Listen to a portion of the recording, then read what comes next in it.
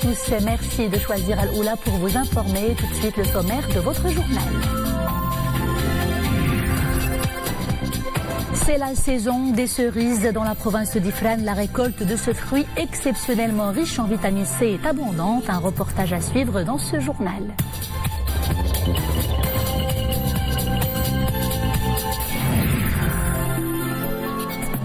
De la culture également au menu de ce journal avec la 17e édition du festival Mawazine. Hier, les festivaliers ont eu rendez-vous avec un spectacle au rythme funk et pop. Le groupe britannique Jamiroquai a enflammé la scène de l'OLM Souci. Le grand maître du oud Dafer Youssef a su sublimer pour sa part et transporter le public du festival des musiques sacrées de Fès vers d'autres horizons. Un spectacle chargé d'émotions et fortement apprécié. Sa Majesté le roi Mohammed VI a adressé un message de félicitations à l'émir de l'État du Qatar, son Altesse Cheikh Tamim Ben Hamad Al Thani, à l'occasion de l'anniversaire de son accession au trône. Sa Majesté le roi Mohammed VI a également adressé un message de félicitations à la présidente de la République de la Croatie, Madame Kolinda Grabar-Kilarovic, à l'occasion de la fête nationale de son pays.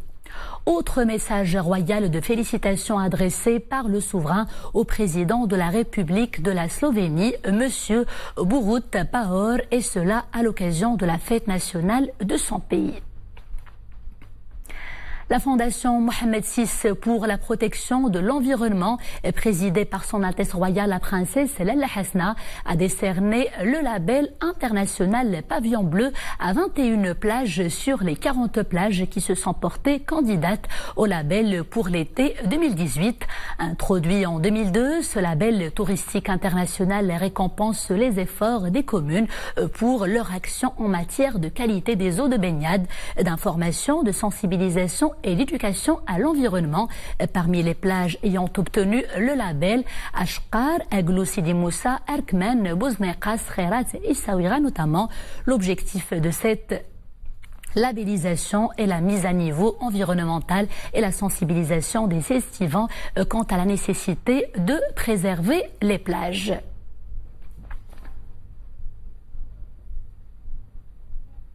C'est la saison des cerises. La saison est courte, mais le producteur, lui, travaille toute l'année pour suivre l'évolution des fleurs et des fruits, récolter et en choisir les meilleurs. Située dans la province d'Ifrane, la commune territoriale de Ben Smim est connue par ses cerises mûres et sucrées. Cette année, les producteurs sont satisfaits car la production est abondante. Ahmed El-Fadeli et Nisri El-Hamdawi.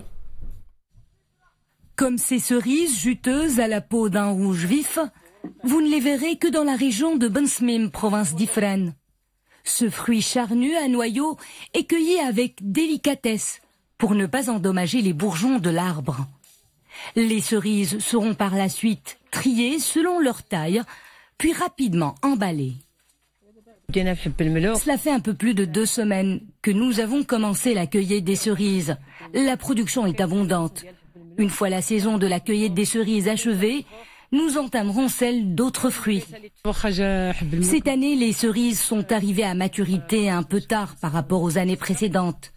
Nous trions le fruit selon son calibre et nous l'emballons pour obtenir des cerises de premier choix et de second choix.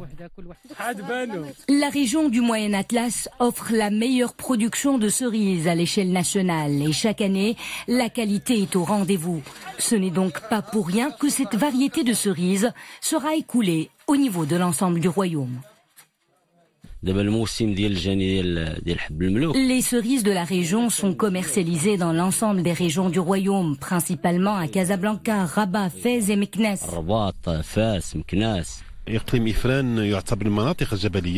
La culture du cerisier couvre une superficie de 1300 hectares. Il engrange une production annuelle estimée à 7000 tonnes et représente 70% de la production nationale. Le plan Maroc Vert a permis à la filière du cerisier de se développer dans la région. L'État a accordé de nombreuses subventions aux agriculteurs, allant parfois jusqu'à 80%.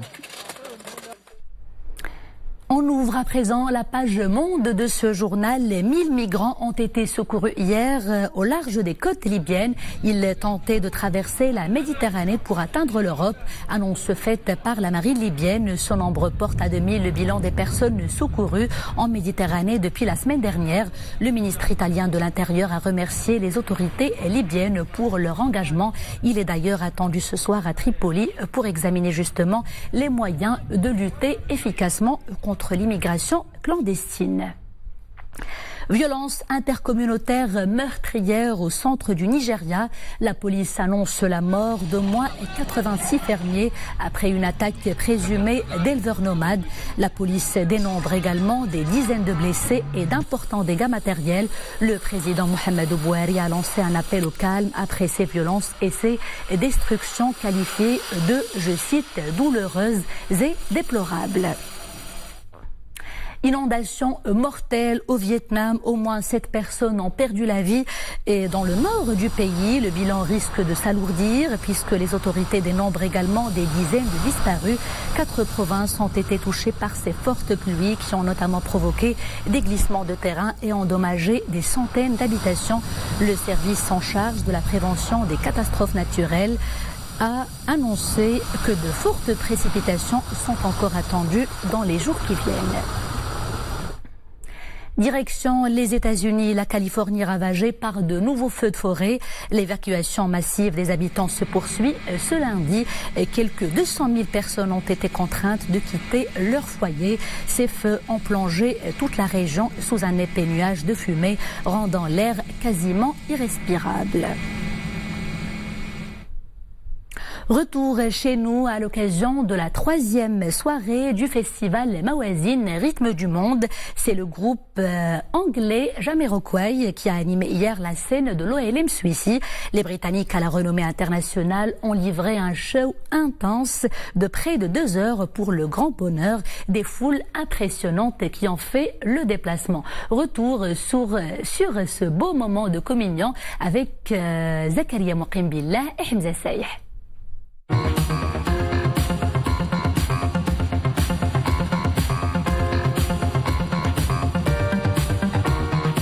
Flanqué d'un casque lumineux, le chanteur J.K., leader du groupe Jamiroquai, a offert un show splendide.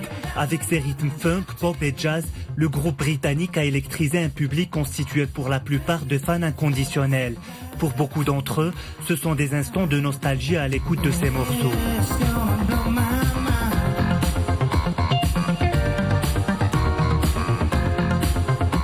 Je suis très heureuse d'être venue.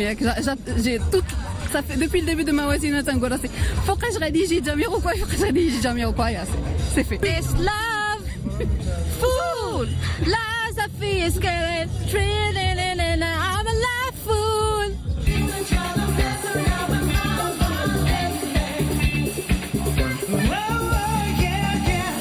Avec ses tubes célèbres, When You Gonna Learn, Space Cowboy ou Cosmic Girl, le groupe a imposé des sonorités groove et électro.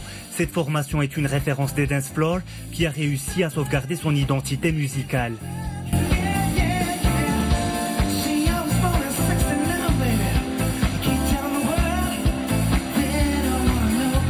Alors Jamiroquai, on a fait des dizaines de kilomètres pour le voir.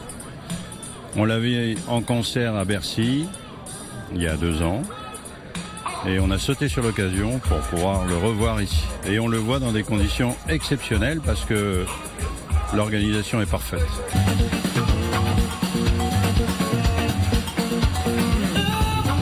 Le groupe Jamiroquai démarre au début des années 90 pour enchaîner les hits à succès. Avec plus de 35 millions d'albums vendus, le groupe se distingue par un style unique où la basse fait la différence avec les musiques actuelles.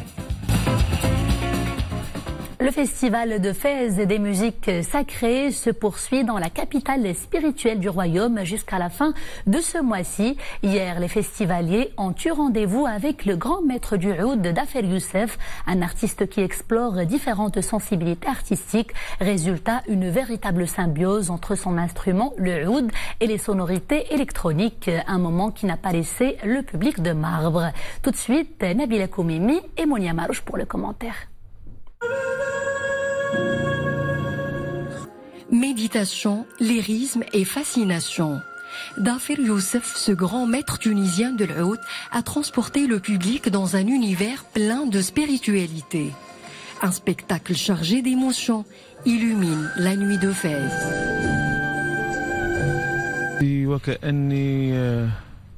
Je me sens léger comme les hirondelles. C'est la beauté qui sauvera le monde, adoucira les âmes et ramènera la paix. Ce spectacle de Baby Makina est un très beau voyage que j'ai entamé avec le public. Oud, guitare électrique, batterie, piano et violoncelle fusionnent doucement et intensément, servis par la voix puissante de l'artiste qui fait elle-même office du 6e instrument.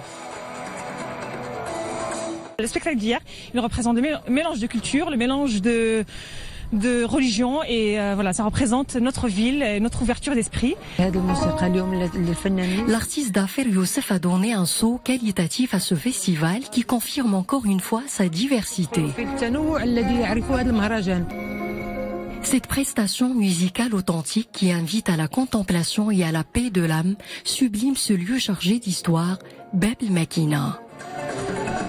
Du football à présent, le 11 national disputera dans quelques minutes contre l'Espagne son dernier match lors de ce mondial 2018. Malgré leur élimination de la compétition, les Lions de l'Atlas se sont fortement préparés à cette dernière rencontre. Ils sont déterminés à redoubler d'efforts et à sauver l'honneur, surtout face à une Roja quand même redoutable. Sachez que la rencontre sera transmise en direct sur Al Oula terrestre.